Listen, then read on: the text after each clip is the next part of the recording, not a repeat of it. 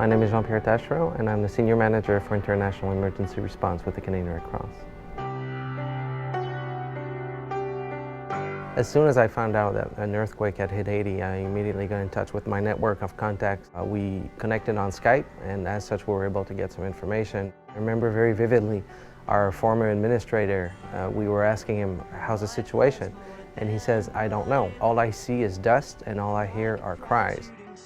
The most stressful time is actually between the time you know you're going and the time you can actually start doing something about it. So I was exploring all the scenarios, going over in my head with the preparation that we'd done for response over the last couple of years. And I was also thinking about a conversation that I'd had with the director of the Haitian Red Cross after hurricane season 2008. We were standing on the Red Cross building overlooking Port-au-Prince, and he was telling me, you know, JP, he says, we can prepare all we want for hurricanes, but he says the real nightmare scenario will be when there's an earthquake. And 15 months later, we did have that. We left Santo Domingo at 4 o'clock in the morning and drove. And as we were getting nearer to the center of the city, we could see all the destruction and devastation. And it was kilometer after kilometer of wrecked buildings and people in the street, bodies lying in the street, people looking for survivors, trying to salvage whatever possessions they had from the rubble. She never fell to her knees. The biggest challenges early on were logistical. It was getting access. There's one airport in Port-au-Prince with one landing strip, which was very badly impacted by the disaster. So many of our first teams had to come through the Dominican Republic, find transport, and come down by road. Access to the affected areas as well for our search and rescue teams and the medical teams. One of the very vivid memories that I brought back. I woke up the first morning to gospel singing. And it was a bit surreal in knowing where we were and being surrounded by death and destruction, waking up to people praising about being alive and singing songs of hope.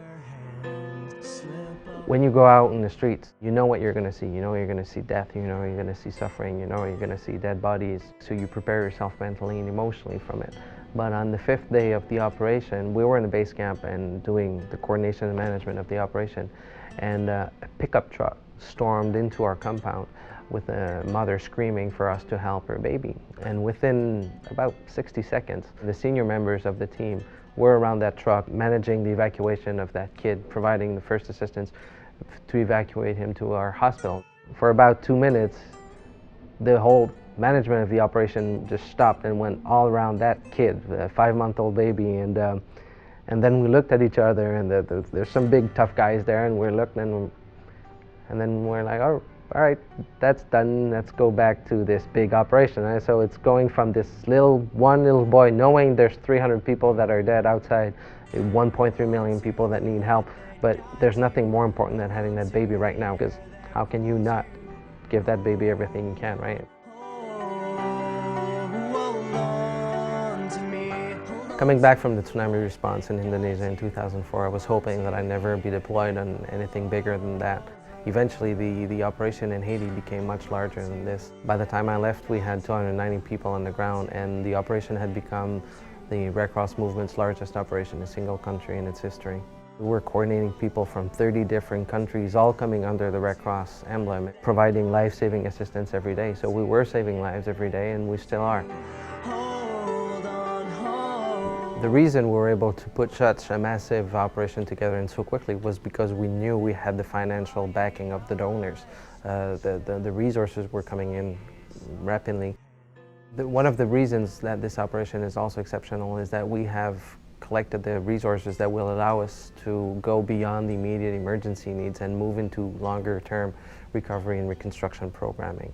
So this is thanks to the generosity of Canadian donors who've ranked first among all countries in terms of donations per person in the country. So the generosity is at work every day out there.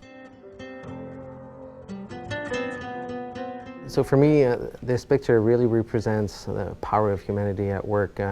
In our Norwegian Canadian Red Cross hospital, we had a Palestinian team leader, Iranian Red Crescent doctors, Israeli paramedics, Turkish Red Crescent relief specialists, Canadian nurses, Haitian Red Cross volunteers, everybody working together in that tent, providing life-saving assistance round the clock. One thing that really kept us going on the ground was the huge level of support that we were getting from everywhere. I mean, our people were sending us emails. We knew we were getting positive coverage, and we knew people were working here in Canada around the clock just as hard as we were, so they could channel the resources that we needed down there in the field to operate and reach those people. So we knew we were on the front line of what was a huge collective effort to bring relief to the people who needed it most, and being part of that at the front line it was a very challenging and difficult, but also very rewarding experience. So on behalf of the Canadian Red Cross, I want to thank you for your support in making this possible.